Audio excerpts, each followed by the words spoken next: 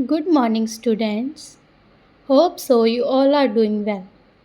Yesterday, we started chapter number 5, the Southern Plateau, जिसमें हमने of SST जिसमें हमने स्टडी करा प्लेट्यूज क्या होते हैं, साउथर्न प्लेट्यूज में से कौन कौन सी रिवर्स जो है निकलती हैं और सेंट्रल हाईलैंड्स और डेक्कन प्लेट्यूज के बारे में जाना। आज हम उन्हें अच्छे से डिटेल में स्टडी करेंगे। Our topic is central highlands.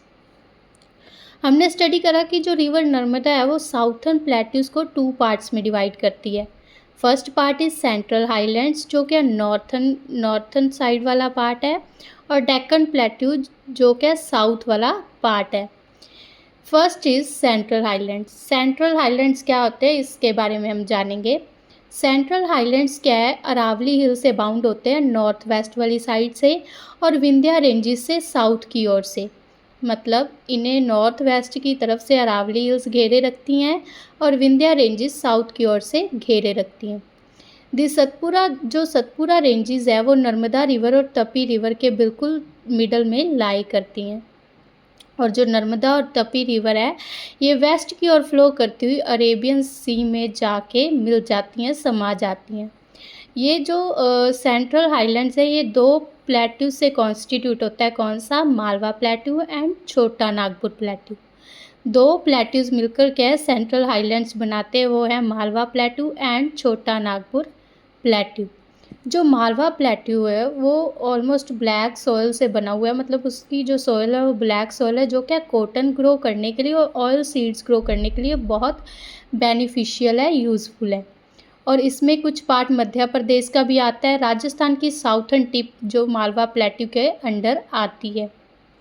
फिर आता है छोटा नागपुर प्लेट्यू जो क्या झारखंड का रीजन कवर करता है, उड़ीसा का नॉर्थन पार्ट कवर करता है, और नॉर्थ ईस्टर्न पार्ट छत्तीसगढ़ का कवर करता है। ये जो छोटा नागपुर प्लेट्यू है रीजन, और कुछ मिनरल्स इसमें बहुत कुछ मिनरल्स इसमें पाए जाते हैं, जो है coal, iron, manganese, mica and bauxite. ये जो सारे मिनरल्स है ये छोटा नागपुर प्लेट्यू वाले रीजन में पाए जाते हैं।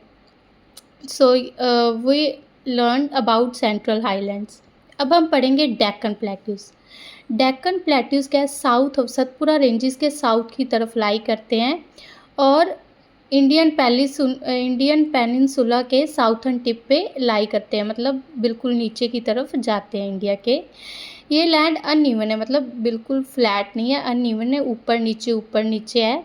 और जो कलर है वो प्लेस टू प्लेस वेरी करता है। जो सोयल है यहाँ की एक टाइप की सोयल नहीं है, वो अलग अलग जगहों पे अलग अलग सोयल पाई जाती है। दिस सोयल इज, और यहाँ पे जो सोयल है वो अच्छी है कॉटन ग्रो करने के लिए और शुगर केन मतलब गन्ना उगाने के लिए।